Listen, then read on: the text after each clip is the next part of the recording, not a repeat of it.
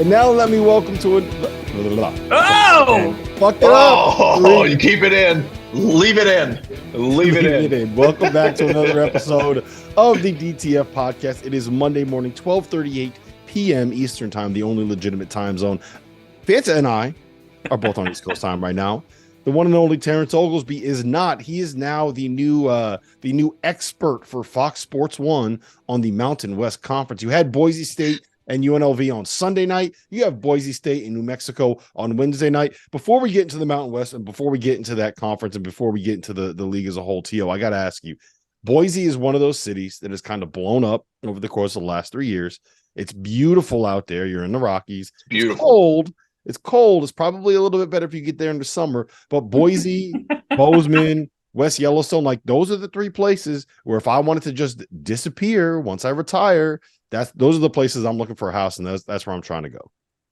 It's amazing. You fly in, and to be honest with you guys, I went through Salt Lake City too. And the fact that you're pulling in and you see all these beautiful Rocky Mountains and like the land is flat until it just explodes in the mountain, like it's a pretty unique place. I haven't spent a lot of time. My grandmother, when she was still alive, she lived in Colorado. I think we visited her once, which most of the time she was coming to visit us. But it was like, it is an amazingly beautiful place. And I thought Salt Lake was pretty unique whenever I flew in.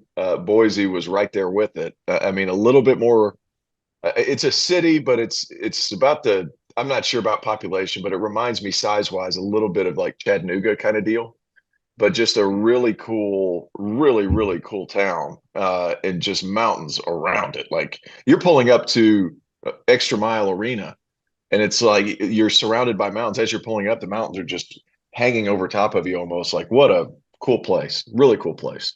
Did you see? And I can't share it on Twitter. Yeah, I was going to say, did you see the Cocaine Bear while you were out there? Cocaine Bear was in Tennessee. Or it was like in the southeast corner of Tennessee. So Cocaine Bear is not here. He's a little further in the southeast, but yeah, I couldn't share my journey because I'm Twitterless at the moment. You are Twitterless. I forgot to do it because I'm on about 5 hours of sleep on 4 straight nights. But I was going to intro you as CZ Binance instead of Terrence. Thanks. Thanks. Hey man, let me give the hackers credit. They're on their A game. They're on their A game. They're bringing it. They're in postseason form. Yep. They got me. Yeah. And here's the thing. Like Fanta, he's trying to tell everybody that like they got him from a text message. Nope. He clicked on. That's what happened. Someone sent him an email. I didn't click on a link. He was like, a Nigerian prince is giving away millions of dollars. Oh, let me check this thing out. Dude, I answered a text message on Thursday after the game at Clemson, and it was from a Chicago number, so I'm assuming it's some type of production thing. And I answered a text message, and they asked if it was somebody. And I was like, no, wrong number. Next morning, my stuff's gone. So, like, they're bringing their A game. It's a little disappointing, to be honest with you. It was awful too, because on Saturday it was such a good day of games, and I was stuck in the air watching games, and I would have loved to have been, conversing back and forth with the Twitterverse, but didn't have that ability. So hopefully the people at ESPN can help me get it. It was a text message. That's how that two-factor identification, it goes through your text message. So they were able to duplicate things through my text message in order to get my passcode. Mm-hmm. Wow. So yeah.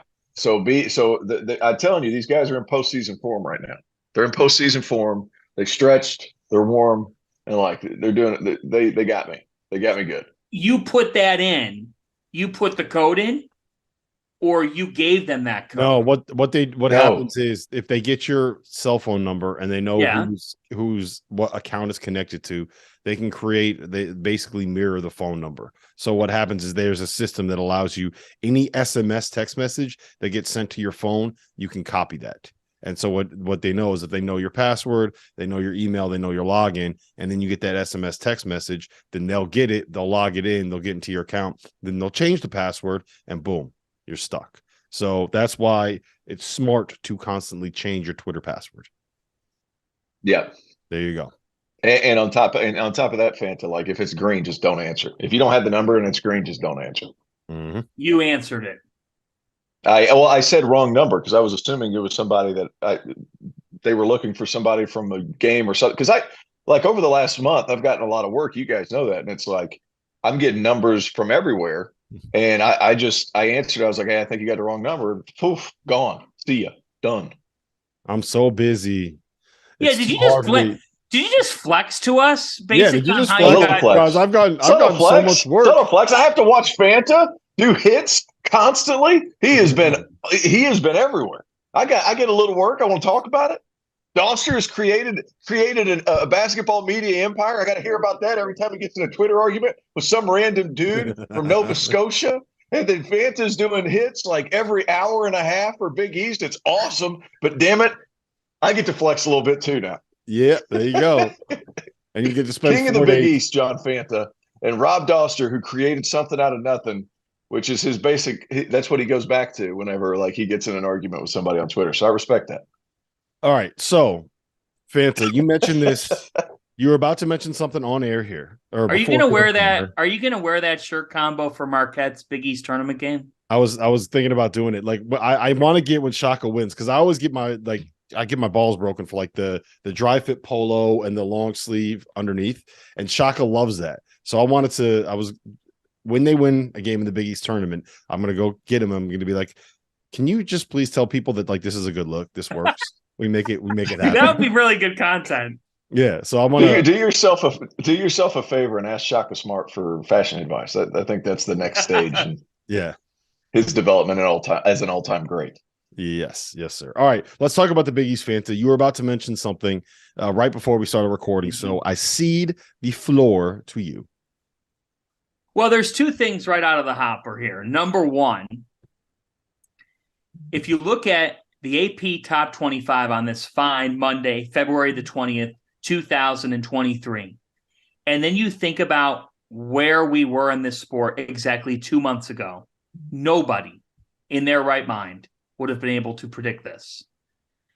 The Big East Conference leads all conferences with the most teams in the top 20 of today's AP poll, with 5 teams in the top 20. Now, they happen to be ranked between 10 and 20, with Marquette coming in at 10, Xavier at 16, and then actually Connecticut is now the third highest ranked Big East team, up to 18, Creighton at 19, Providence at 20. The point is that for a year that was originally pegged as a down season, the top of the league has really saved the entire conference by being as strong as they have, and by doing the thing that we often say could end up really crushing you, with the exception of Xavier, who's also made up for it by sweeping UConn and by beating Creighton.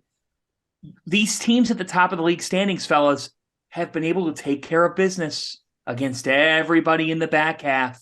They're unbeaten at home. That's why this Big East regular season title race is fascinating. I'm going to hit you all, everybody out there listening, with the even bigger note, unless you want to break in before I get into it. No, I want you to, and I want everybody to just, I don't think T.O. knows this yet. So I cannot wait for you to break this news to T.O. He doesn't know it. I called Rob on Friday with this news. I've talked with like 3 people about it, and not many more, because there are 3 people that I knew would appreciate it, and all 3 reactions have been, what? So here's comes T.O.'s reaction now. He's hearing this for the first time. So Marquette's 13-3 in the Big East standings. Creighton, Providence, and Xavier are 12-4. Creighton hosts Marquette Tuesday night, 8:30 Eastern time. It's on FS1. It's the Big East game of the year in Omaha. If Creighton wins, you're then going to have Marquette down to 13-4. You'll have Creighton at 13-4. And Providence is at UConn Wednesday. Xavier's hosting Villanova. So Xavier could be 13-4. Providence, that's going to be a tough battle here at UConn. That's big on Wednesday night. Rob will be there. But back to this. Guys, if you look at tiebreakers, let's just say that Creighton and Marquette both win out for the sake of argument. Both teams have very manageable schedules. Creighton visits Villanova on Saturday. You'd still think that Creighton wins that game. Marquette's got a very easy slate. It's DePaul, Butler, and St. John's. If Creighton and Marquette are tied, the first 4 methods of the Big East Conference tiebreaker system would be used, and you wouldn't be able to break the tie. There are 6 total methods. Number 6 is a coin toss. We're not going to get to the coin toss because the second to last way of determining who wins the tiebreaker is the NCAA's net rankings.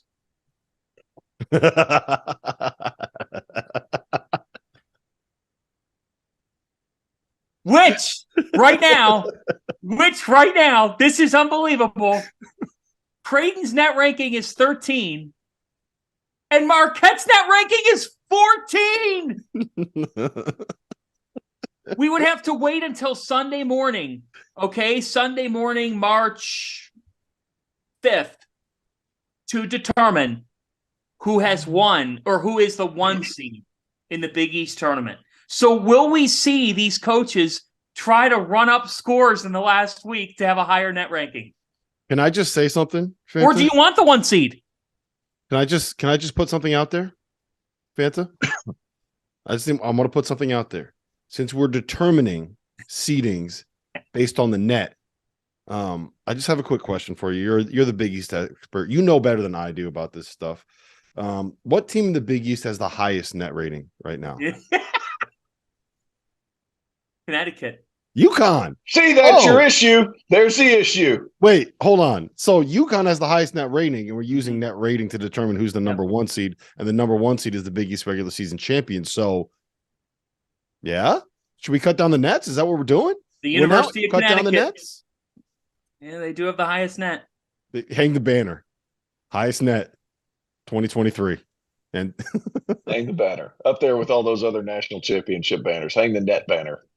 So would you rather net 2023? We're back, baby. Would you rather determine your conference champion by the net or by a coin toss? I was going to say coin flip. Coin flip. About the same thing anyway. Well, from a ridiculous. From a content perspective, absolutely, I would want to have it be on a coin flip. You know how awesome that would be if we could stream that? Put that on Field of 68. You got Shaka Smart over here. You got Greg McDermott over here. Who actually flips the coin? What kind of coin are we talking about? Is it a quarter? Is it one of those new quarters that's a little bit lighter? Are we talking about like a silver dollar?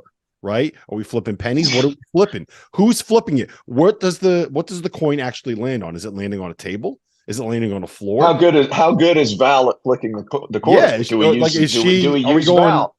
use something else? Do we use a machine? Yes. How does we do 2 out of 3? I think I'm going to. It's a very good question. What happens if the coin lands directly on its side? Nobody has answers to these. If the coin lands directly on its side, the DePaul Blue Demons are the 1 seed. I'm good with that. I'm good with that. All right. Just big picture. Wow. My voice just cracked badly. Big picture. I didn't hear it. Yeah, well, good. It would have knocked out your eardrum. Big picture on the Big East. It's the second straight week where we have back-to-back days of just incredibly important games, not just in terms of like the Big East regular season title, but like rivalry stuff, rivalry matchups. It's exactly the kind of games that you want when you're talking about having a league that is fighting for eyeballs, is trying to get attention, national games. So Fanta, Marquette at Creighton. We got Providence at UConn. I mean, this is what you're looking for if you're the Big East, right? This is the dream. This is the perfect scenario. Cannot wait. Have not been to Omaha for a game in 3 years. Cannot wait to be out there on Tuesday night for what should be a wild scene. Creighton and Marquette have played some incredibly compelling games. And here's the evidence that it's a marathon of a season, fellas. When Creighton and Marquette last met, we were sitting at Halls down in South Carolina. Mm-hmm. Oh, that's right. We were sitting having steaks at the Greenville Winter Invitational on the eve of the event. And we were all sitting there at the table saying, man, Creighton is not right. What a disappointment. this is brutal for the Big East. At the time, those were the words we were uttering. And we were also saying, oh, Marquette's kind of surprising people. That's interesting. And I think we were thinking, okay, well, Marquette will make the tournament. They'll probably be like a 7 seed. Well, how times have changed in the course of 2 months.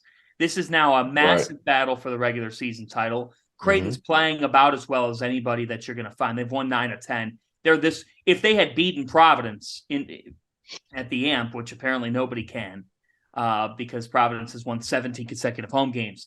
We're talking about Creighton as maybe a top 10 team today. And I still think of them that highly. But the point is that right now, like, I do think that this is interesting. In the current climate of college sports, where football is king to the general fan, the Big East keeps bringing you back to, if you love basketball, there's no place that you're going to enjoy the love of basketball year-round than the Big East Conference, because it is the priority there. It's the main seat of the table. It is the main seat of the table, and you guys know it because you see your mentions, and you see who's following you, and you see who's going at you. And for all of this buzz to be generating now, for a league that doesn't have Georgetown up, they don't have Villanova up, what's going to happen when some of these programs finally, when they get off the mat? Villanova's a different case, but if Georgetown and St. John's ever get off the mat, my point is, you said it, Rob, it's strong buzz. And in 2 weeks, when all 11 get together at Madison Square Garden, man, the Big 12's been the best conference, and the Big 12 tournament will be ridiculous. But yet again, MSG elevates everything, and the way that these top 5 are going, as we talk today, gentlemen, there are as many as 6 scenarios in which a Big East tournament champion could be crowned, in my opinion. That is as much, if not more, options than any other power league. That's a reflection on how tough the top of this league has been. Yeah, I still say, T.O., that the top of the Big East is better than the top of the Big 12. I know everyone wants to crush me for it. I would make the argument that Kansas is probably the best team out of all of those groups. But I think that on the whole, the top 4 teams in the Big East are better than the top 4 teams in the Big 12. It's close. I'm going to admit that I'm completely biased in that conversation, but I mean, I love this conference. Wow, that's a big statement. I'm going there. It's yeah. It's not a stretch. It's not a stretch. A lot of it, though, is I think that Creighton right now, if you're power ranking teams who are the biggest threats in March right now, who are the best teams right now, I would have Creighton like top 6, top 5, top 6. So, yeah, well, I agree with that. Did you feel that the top 6 team reveal from the committee on Saturday was accurate, with 5 Big 12 teams out of the top 12? I don't think that it matters. Like, there's so much basketball left to be played. There's 2 weeks left of the regular season. We have 2 huge games happening in the Big East. And then you have what amounts to basically 2.5 weeks of basketball condensed into 4 days, with the teams that end up winning 4 and 4, right? 3 and 3 against good competition against big teams. So much changes over the course of that week that I don't think it really matters all that much, to be frank. Here's the one takeaway that I had, and tell me what you guys think about this. UConn is top 10 in every metric, and they were not in the top 16. St. Mary's, top 10 in every metric. They were not in the top 16. Yeah. Tennessee, top 5 in every metric before the loss to Kentucky when the bracket was revealed. They were a 3 seed. I don't think the metrics are going to matter necessarily as much, and I think it's important to note that the committee does not look at those metrics and use that to seed as much as they look at those metrics to determine what's a quality win when you're looking at a team's resume. And I think, to me, that really, really stood out when you saw that bracket reveal. That's good. I'm with that. And Jim Root, who so eloquently put me in my place several times now, has elaborated as much. It's an interesting way to quantify wins and what kind of wins and all that stuff. But all of that being said, it still misses a lot of context, especially with the net. But I get it. I understand there's so many teams. It's really hard to be able to look at context with every single one of them. So that's kind of where the hard part is for that. Yeah. No, you're 100% right. TL, let me ask you this, because we had a big argument about this on Saturday night on the episode After Dark that Goodman and I did from Bloomington. He is saying that he would probably say Kansas is the second best team in America right now. He thinks Houston wins a national title. And thinks that Kansas is the second best team in America. I can't quite get that far. I think that there's a top tier, and you can make an argument that Kansas belongs in that top tier. You can also make an argument that Kansas does not belong in that top tier. Where do you stand on the Jayhawks? I mean, look, I don't know if there was a more impressive half of basketball that I've seen from anybody this year than outscoring those Baylor Bears by 30, putting up 58 on them in one half. But you had to do that because you were down by 16 in the first half. Like, so I don't know. I don't know where you. That's this college. That's this college basketball season in a nutshell. Mm-hmm. Like, you think like one team is a certain national champion, or not a national title contender, and then they lay an egg in the second half, or they're bad in the first, and then you're like, oh no, what happened to this team, Creighton? And then in the second half, they're blowing everybody up by 30. Like, it's such a good season for all the parity. I like Kansas towards the top because I'm amazed at how good they've been, despite not playing in a traditional sense of what Bill Self usually does. Like, they're still so good. And the fact that you could put that many points up against a Baylor team that's not a great defensive team, but still have some pieces that can guard, like, it says a lot about their team. Now, I understand Fog Allen's a tough place to play and all that, but Kansas is Kansas. And Jalen Wilson's been unbelievable this year. If I had to pick a national title contender right now, it's still so hard to do. I think there's tiers. I agree with you. I would not pick Houston right out of the gate. I think they control their controllable things as good as anybody in college basketball. But I just don't think that, they go up against a team that's willing to match or exceed their physicality because they're a little bigger. I don't think it's outside the realm of possibility they get beat in the second or third round because of that if they run into the wrong matchup. But at the same time, they could win it. Alabama could make a Final Four run, which they've never done. UCLA is just kind of waiting in the weeds, being great. 23-4, and they've got a lot of pieces. They've got a closer in Jaime Jaquez. They've got different guys that can really defend. Jalen Clark's one of the best wing defenders in the country.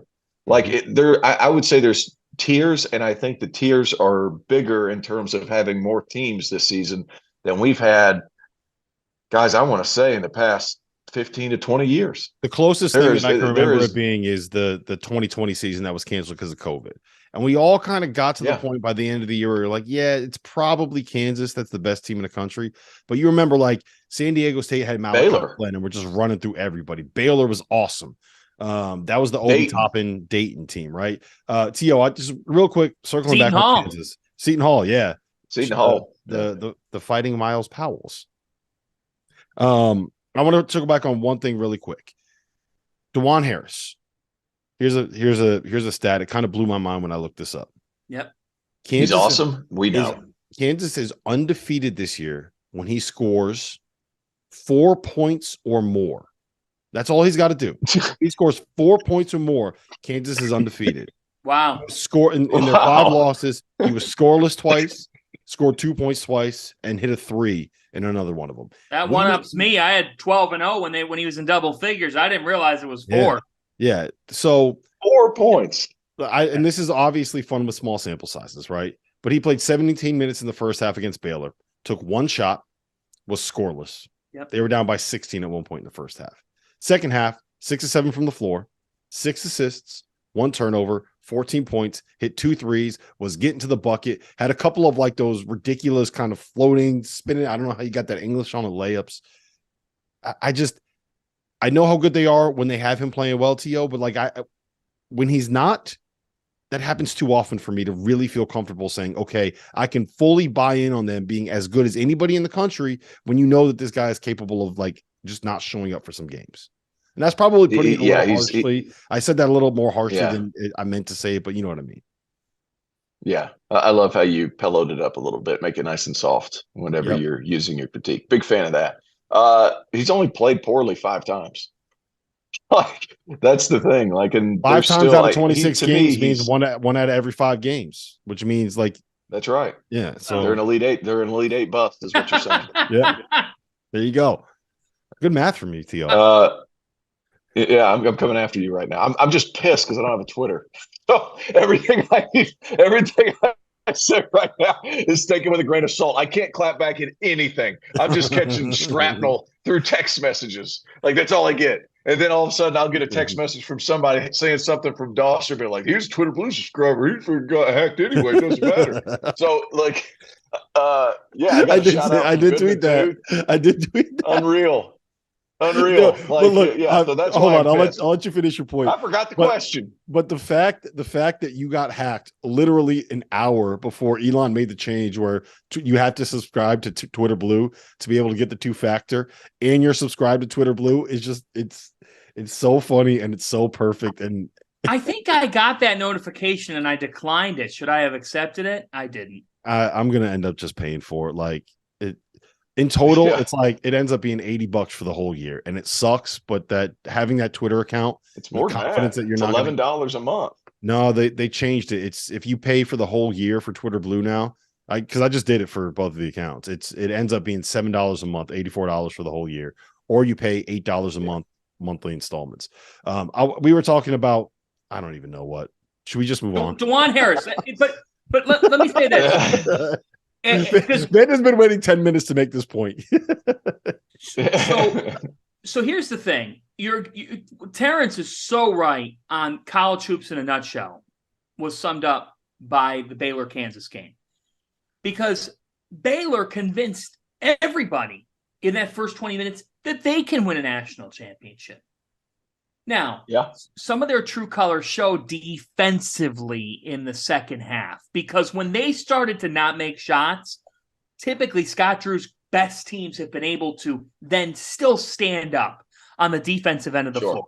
That did not happen once Kansas started converting. Now, does Allen Fieldhouse have something to do with it? Yes. Guys, it felt like college hoops heaven from a TV viewing standpoint. I watched the game on Saturday, and just listening to Allen Fieldhouse in that second half, holy cow. Like, it felt like vintage college basketball, but in 2023, which is great for the sport. That was such a terrific advertisement for the sport. And it was a terrific advertisement for Kansas. Not only, DeJuan Harris is the most important player on this team. And when he had a catch and shoot three, at one point in the second half, Grady Dick had a look from three. And Grady's IQ just fits Bill Self's system. He comes off of a fake, dribbles to his left. He kicks to Harris, who is wide open. Baylor was leaving him open.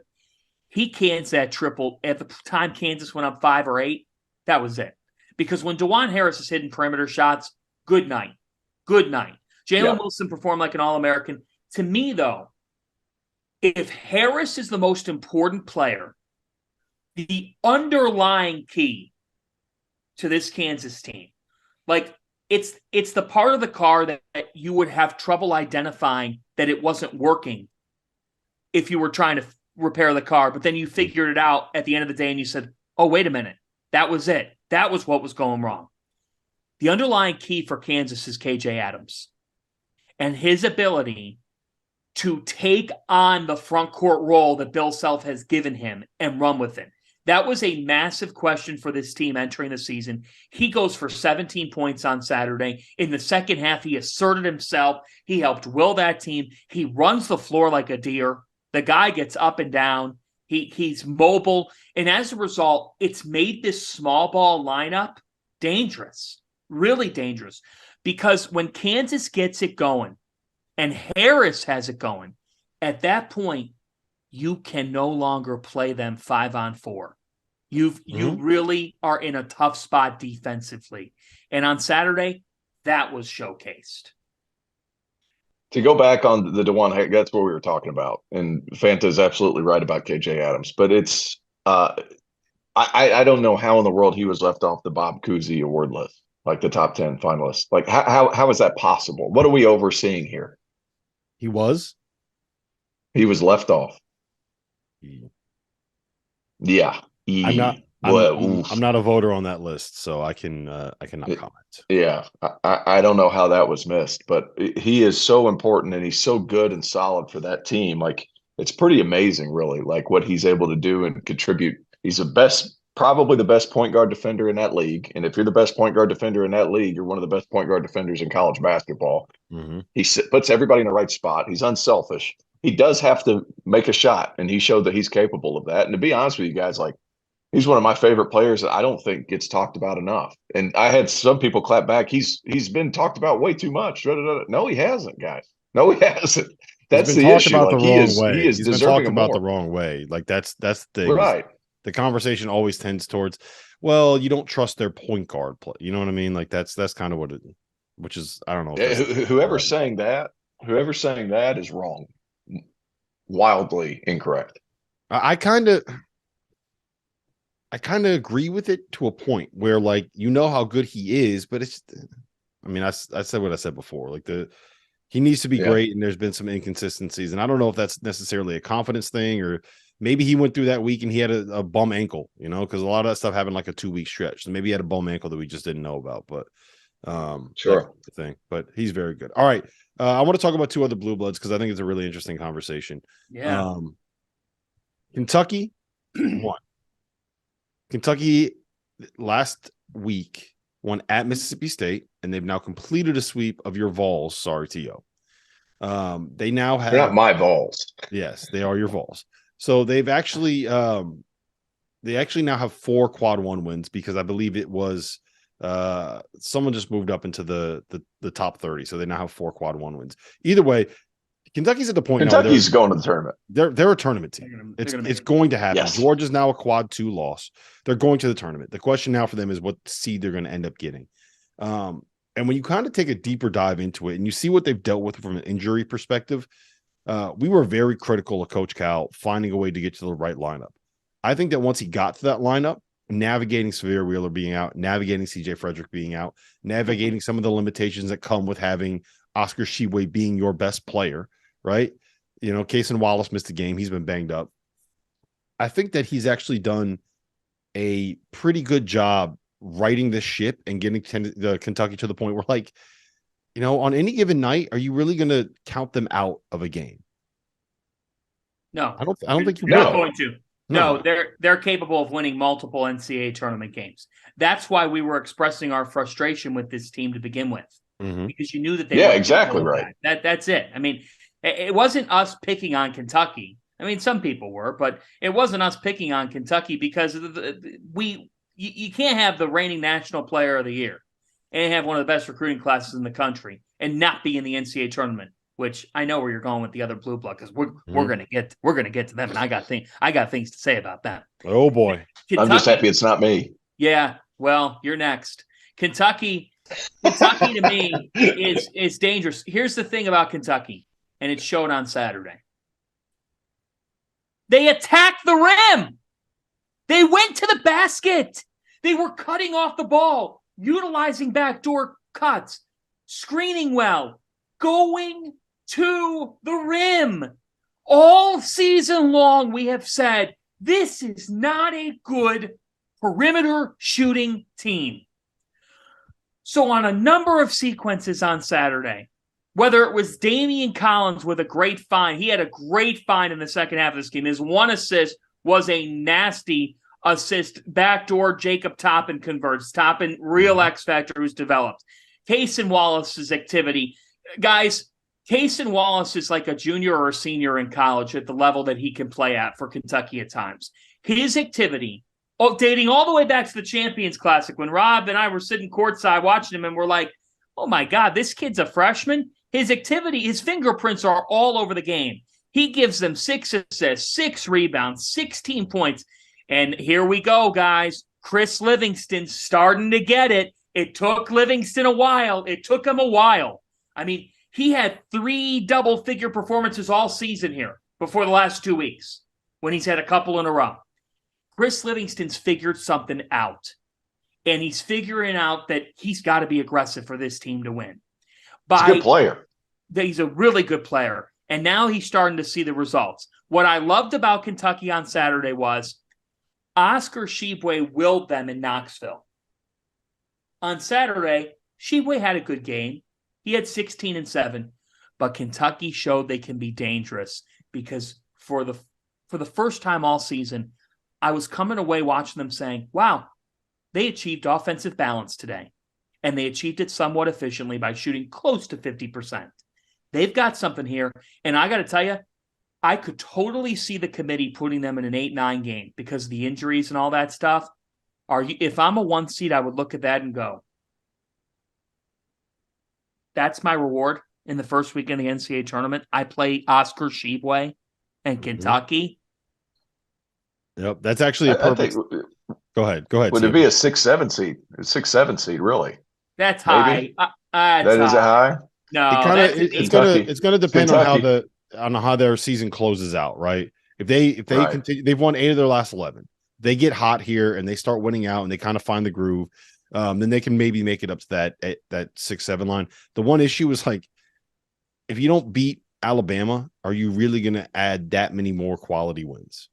You know, there's things that might look good just because of the name, but it's not necessarily going to be great wins because of the metrics. They were in the playing game as of Friday on our Fielding the 68 show. Tio, I want to segue to something real quick because Fanta mentioned Kentucky being an 8 seed.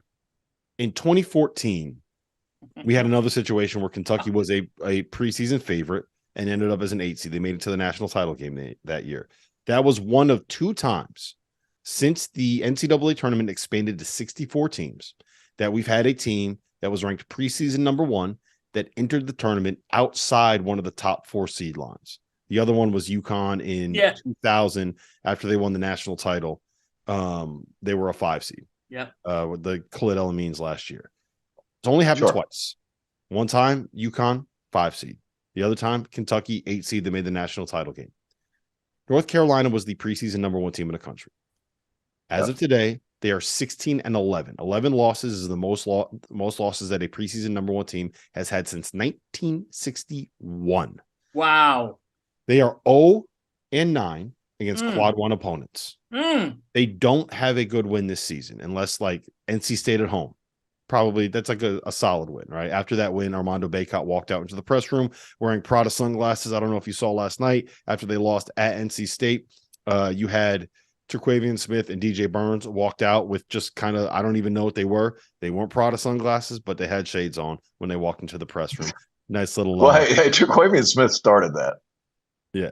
Well, he was the one who started that. And then Bacot came back, and then I guess NC State got the last laugh. It's a Carolina team, man. They've lost 5 out of 6, guys. In a time of the year where you need to be at your best. Well, my question is 5 out of 6. If they've lost 5 out of 6, there was one. I don't know if you saw the games yesterday. There was one play that stood out to me more than anything else, Tio. There was a break. It was in the first half. No, I'm sorry. It was in the second half. Terquavian Smith is driving to the rim. RJ Davis is running back on defense after a turnover was committed. And instead of like swiping at the ball, instead of trying to get in the way, making a charge, and he was there, he was in the time trying to make the play. He just pulled up and let the dude win in and go make a layup. And like that right there, there's a lot of issues with this team, right? We can kind of get into it, but that right there, once you stop putting in the effort, once you get rid of that like no layups mentality, that says it all to me right there. I think we can. At what point in the game was this? It was at what point in the game was this? It was in the second half. It was a close game. It wasn't. He had 4.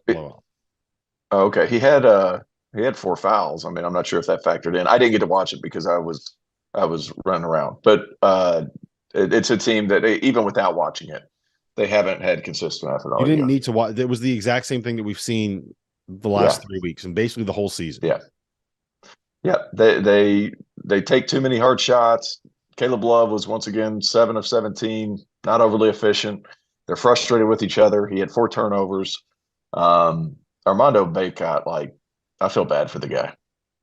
It's 16 and 14, and like he's busting his butt. He just sometimes there's not a whole lot you can do, and it's been if they don't make the tournament, and I don't know if they will or not, because if there's a benefit of the doubt situation going on with Carolina, we all three of us know it, but if they don't make the tournament, this is the most disappointing team in the history of college basketball. You're not wrong. What they've done is if they don't make the tournament, that's never happened before. Ever.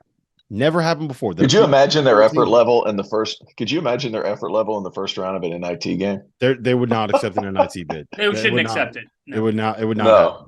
It would not happen. It would be an embarrassment. It would be. Remember the 2012 Kentucky team that went to the NIT and ended up losing on the road at Robert Morris? Remember that? There would be something similar like that would happen. I want to know what you guys think because Goodman and I, we had an argument about this. I can't remember how much of it was actually on air. And how much of it was just us arguing during one of our 2-hour-long drives in the middle of Indiana. We'll talk. Those must have been thrilling. I mean, when you have to listen to him for a whole weekend, do you remember any of like what happened throughout the course of the weekend? Yeah, he just grinded you down to a nub. Did he talk about our show? Like, did he, hand out some thoughts on T.O. and me? Well, you guys, you really should be doing this a little bit more because, you don't talk enough about this. Who cares about that? Who cares about that? That's I got a lot of that. No, but I said that he puts a lot of this on Hubert, and I think that a lot of the blame falls on Hubert, right? Yeah. But here's my take, and I want to know what your thoughts on it. Legitimately, I want your thoughts on this, Tio, because I think that before you absolutely judge him and you say okay, look, you got 1 year to figure this out, or we're gonna get rid of you, right? Yeah, I think you need to see what happens when you kind of get this. He gets his own guys. Get this group out that very clearly has issues getting along with each other. We've seen it's been. Yeah. We've had 9 months of basketball with this group under Hubert Davis. 8 of those months, they've been just bad. They haven't been good. They had 1 month where they got hot and they figured it out. Then they came back. Everybody made a bunch of money. They already made their run. It doesn't seem like they're locked in at all. It doesn't seem like they're connected at all. All that culture cliche stuff we talk about is out the door. I don't think that you could properly judge him because if you got a bunch of assholes that don't want to get along in your locker room, there's only so much you're going to be able to do as a coach. You know what I mean? Let's be assholes is a strong word. Bunch of young, immature people. Well, I'm not specifically talking about I'm not calling them. What I'm saying is if you I get what you're saying. I just wanted to clarify. Yes. Yes. Yeah. Sorry. No, go ahead. But I mean, what? How much do you put on? No, I mean he's recruited really well. I mean the thing is Caleb Love and RJ. And Armando, God bless Armando, man, he's still doing it. And it's his effort level has never waned. He's brought it every day. I don't know if he's complaining off the court, but on it, he's bringing it every possession. And it's despite what's going on in the backcourt. And it hasn't been a consistent level of effort all season long. And it hasn't been because of him. The problem is he doesn't have the ball in his hands in order to kind of make everybody else. He can't inject pace into an offense. He can't be a quick ball mover as a 5-man. Your best player is a 5-man. You need some role playing happy dudes at the 1 and the 2. If that team had DeJuan Harris beside Caleb Love, or that team had DeJuan Harris beside RJ Davis, it would be a wildly different dynamic. The second one. The second one, right? It would be a wildly different dynamic with that team and how they play. I just feel like there's energy givers and there's energy takers. You're either one or the other, and they have a lot of takers on that team. And I think there's one in particular that's the biggest one. But I'll let everybody make the correct assumption with who I'm talking about. But it's I hate it for Baycott, but I would wait because they've recruited really well.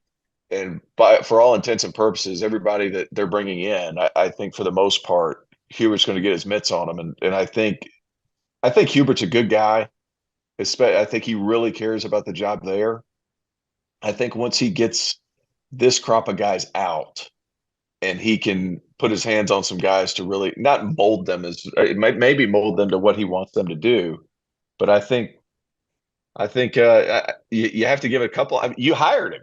You hired Hubert Davis as the coach of the University of North Carolina. You can't let him go. He just made a Final Four. This year, you just hope they wipe clean and they can get rid of some guys that they don't need. Fanta, I just think that you can't make a proper judgment until I think you got to give him. That was a terrible analysis by me. What a ramble-thon. Horrible analysis. Sorry. There's three reasons why North Carolina has been the most disappointing team in college basketball. Number one is point blank effort. Apparently, Armando Bacot's level of intensity and effort doesn't trickle down to the rest of the roster. Not sure what guys are missing on this roster, but defensively, North Carolina is not a good team on that end of the floor because of their lack of effort at times. More times than not. That's an excuse. You know what's crazy too? Like, they have Leaky Black, who's one of the best perimeter defenders in the country. Mm-hmm. Hasn't seemed to matter. Like, how many turnovers did they have? How many turnovers did they have yesterday? How many turnovers, or did they force? 3. They forced a grand total of 2. Well, they forced 3. 2 of them came in. Well, maybe it was 2. Whatever it was, I think there was one that was like the shot clock went off like at the end or something like that. Either way, there was one. They forced 1 before garbage time. That's it. 1 turnover before the walk-ons were in. So reason number 1 is that the effort lacks, and that falls on coaching. So that's where that gets looped into. He's got to be able to bring more out of the kids. Yeah. Whether they're his or not or whatever, he was on staff. He was the heir to the throne. So he's had to do a lot with those kids over the course of their careers. It's not like he stepped in and didn't know them from Joe Smith. All right. Mm-hmm. Number two, why has this team struggled? Well, this team has struggled because we all thought that they had found an appropriate replacement for what Brady Manick did for them. And at the end of the day, that was unfair to Pete Nance. Pete Nance has been, at the end of the day, pretty underwhelming. It's nothing on Pete. It's nothing against him. It just hasn't worked. And part of the reason why Pete Nance hasn't worked out in a North Carolina uniform is number 3. The third reason why this team has struggled. And the third reason why this team has struggled is because the guards on this team do not know who to get the basketball to. And they don't know how to connect the team. Guard play connects teams. North Carolina's guards are not connected. And so as a result, they have failed. Yep. I think the effort piece is the thing that pisses you off more than anything. Yeah, the effort piece pisses you off, and effort makes up for a lot of flaws. 100%. I also think it's important to note. And Brady, it's not like he can, before you go, it's not like he can just put other people in to replace. Like, if somebody's not giving effort, then he can be like, oh, I'm going to put this guy in, because he doesn't have any faith in his bench. That's a different conversation, T.O. I see you about to spout off on that one, but like you could have developed that over the course of the year. I think that's where if you're going to knock Hubert, that's where you can knock him. I will also say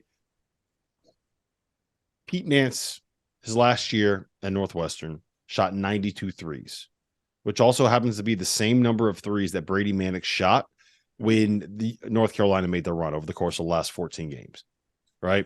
Brady Manick was a guy that you could run off screens as a catch and shoot threat. He was a guy that had serious gravity. He was a guy that was not afraid to like kind of step up and take a 27-footer if you needed to. Like, he was a shooter.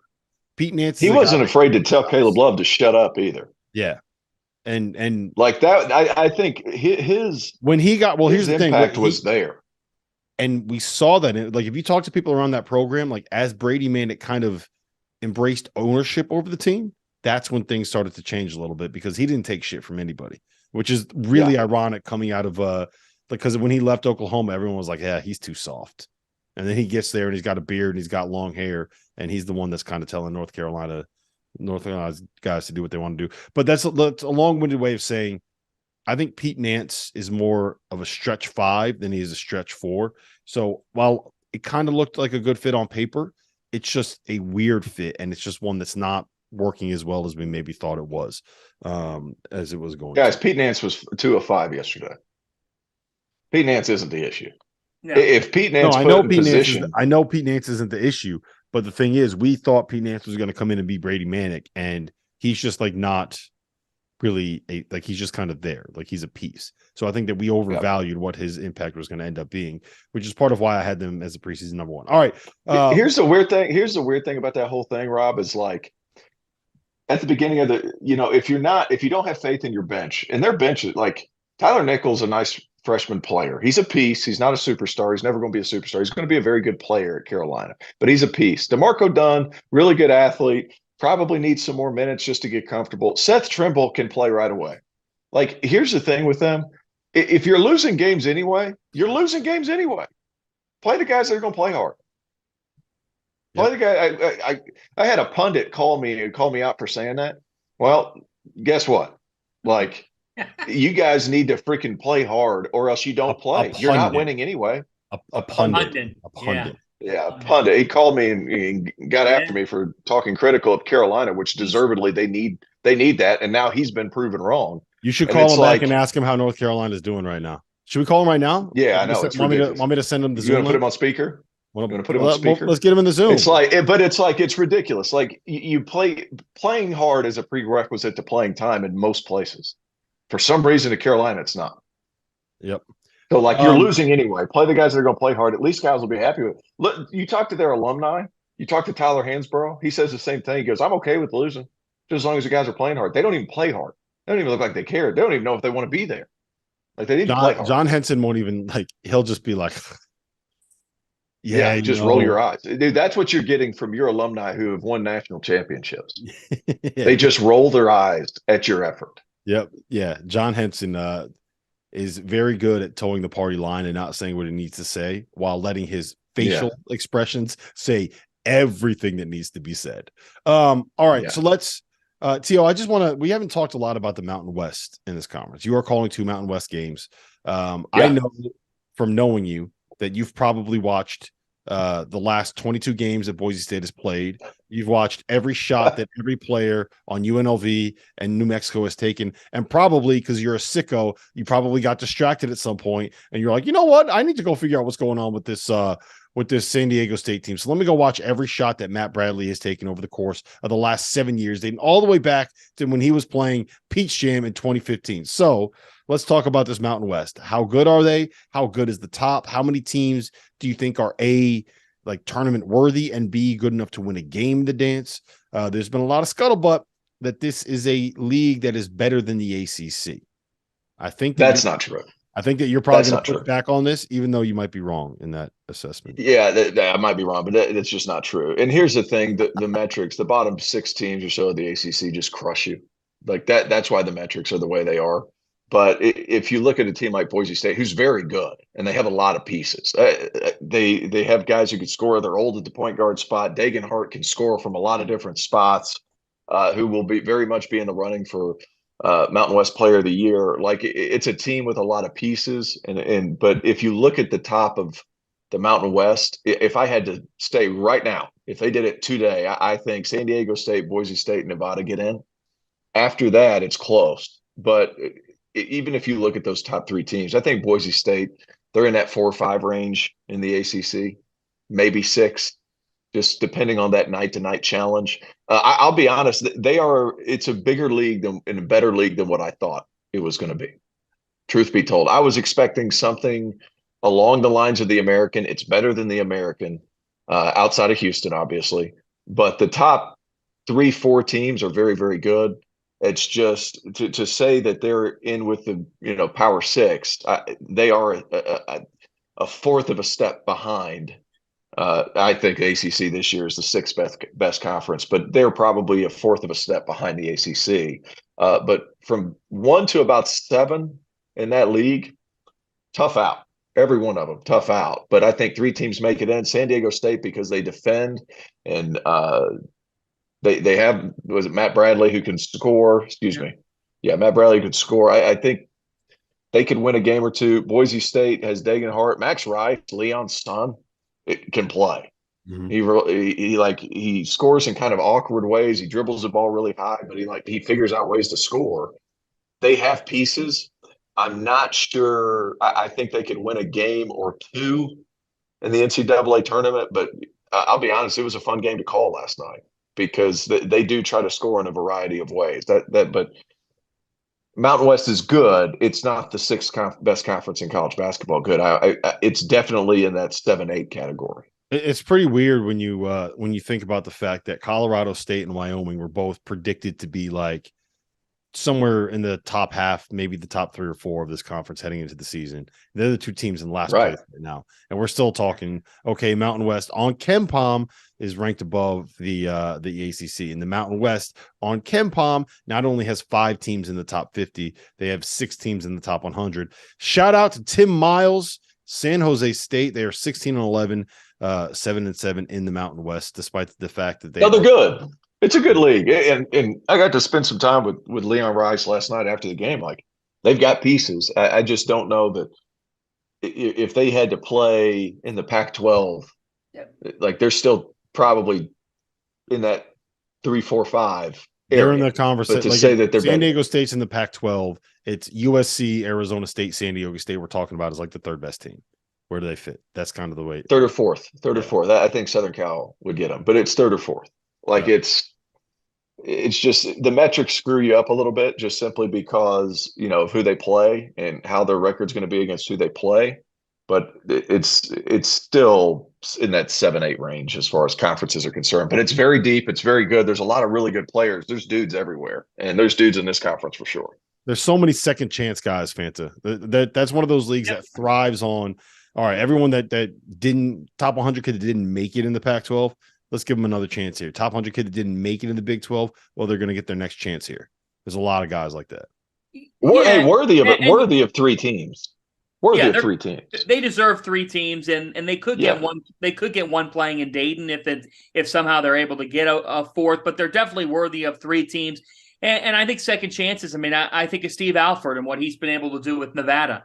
I mean, they're a tournament team. They lost a 21-point lead to Utah State over the weekend, but Jared Lucas is big time. I mean, he's averaging over 17 points per game. He had 28 against New Mexico in a game last week. Guys, Lucas had 26. He had 26 against San Diego State. Jared Lucas should be getting talked about more. And you're right. Keenan Blackshear is another guy at 6'6", a really difficult matchup with significant length that can just make your life difficult. So I'll tell you what, San Diego State's capable of making the second weekend of the NCAA tournament. They are good enough. Their offense sometimes goes astray. What I took away from your Boise State game was exactly what you said. Even UNLV, who's had struggles, the way that both teams tried to generate offense, it was really fun to watch. It was entertaining to watch, the way that they were able to generate open shots. And sometimes that gives teams some issues in the NCAA tournament. So, look, Boise State, I mean, right now, if you look at where Boise appears, it's like right around the 10-11 line. On fielding the 68, they are a 10 seed. San Diego State is a 6 seed.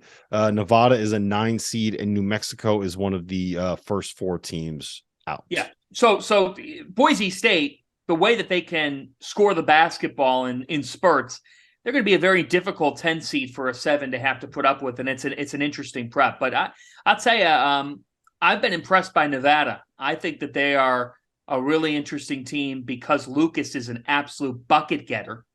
And Steve Alford didn't forget how to coach. It just didn't work out at UCLA. He's had a nice way of just getting off the mat here and bouncing back. But San Diego State's going to have high stakes in the tournament, guys. Last year, San Diego State had Creighton beat. They had them beat. They choked.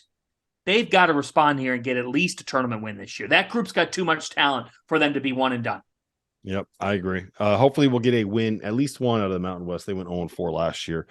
You want to hear a funny stat? I couldn't believe this when I read it, but Boise State has the number 10 defense in the country. In the Mountain West Conference, they are dead last in blocks and steal percentage. Crazy. What does that tell you? They don't. They scout great positioning. Everybody. Yep. Yeah, scout the absolute hell out of you. That's what that tells you. Yep, that's a pretty wild stat. That's hard to do. Yep. That is not easy to do. That's hard to do. Don't be surprised if a Utah State or New Mexico, again, who's in the first 4 out and are fielding the 68. By the way, 5 Eastern time, Mondays and Fridays. I love the show. Don't be surprised if a Mountain West team, if we get a bid stealer. Yeah, that's one of the leagues that's primed for it.